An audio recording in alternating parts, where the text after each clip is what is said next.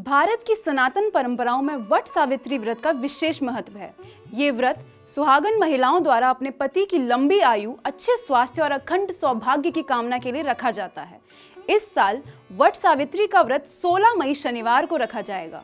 पंचांग के अनुसार यह ज्येष्ठ अमावस्या तिथि में सुबह 5:11 पर शुरू होगा। 17 मई को रात 1:30 बजे तक रहेगी। पूजा का शुभ मुहूर्त सुबह 7:12 से 8:54 तक रहेगा। यह व्रत पति की दीर्घायु, आरोग्य और अखंड सौभाग्य के लिए किया जाता है।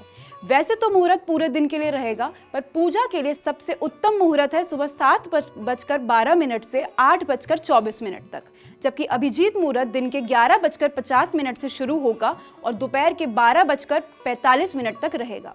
वट सावित्री व्रत सावित्री और सत्यवान से जुड़ा हुआ है।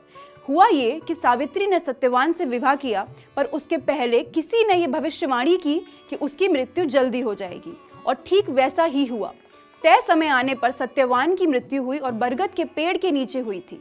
लेकिन सावित्री ने अपने तप, बुद्धि और पतिव्रता धर्म से यमराज को प्रसन्न करके अपने पति को पुनर्जीवन दिलाया था। अब यही मान्यता है कि इसी कारण वट वृक्ष की पूजा की जाती है। इसे लंबी आयु, स्थिरता और अखंड सौभाग्य का प्रतीक माना जाता है। अगर आप पहली बार व्रत रख रही हैं तो आपको वट सावित्री व्रत के दिन ब्रह्म मुहूर्त में उठकर स्नान करना चाहिए।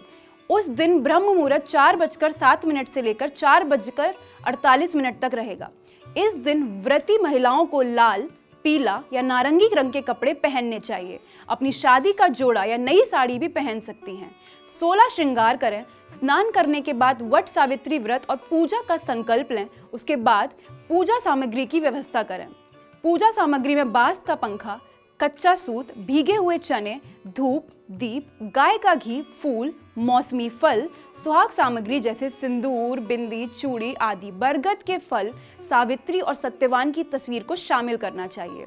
इस व्रत में वट वृक्ष यानी बरगद के पेड़ की पूजा करते हैं। ये एक देव वृक्ष है। इस व्रत में वट वृक्ष यानी बरगद के पेड़ की पूजा की जाती है। ये एक देव वृक्ष है जिसमें ब्रह्मा, विष्णु और महेश का वास होता है। पूजा में सबसे पहले वट वृक्ष की जड़ को जल अर्पित किया जाता है। उसके बाद वृक्ष में सूत लपेटते हैं। वट वृक्ष की परिक्रमा करते हुए उसमें कच्चे सूत को 7, 12, 51 या 108 बार लपेटना चाहिए। परिक्रमा के समय में अपने पति की लंबी आयु की कामना करें। पूजा के समय चना, फल, फूल आदि अर्पित करते हैं और वट सावित्री व्रत की कथा सुनते हैं। बांस के पंखे से वट वृक्ष और उसके बाद पति को हवा करते हैं। इस व्रत को निर्जला और फलहार दोनों तरह से रखा जा सकता है। आपसे जो संभव हो या आपके यहाँ जो प्रचलन हो, आप उसका पालन करें। कुछ स्थानों पर पूजा के बाद वट वृक्ष की एक कली और एक भीगा चना पानी की मदद से निगलते हैं।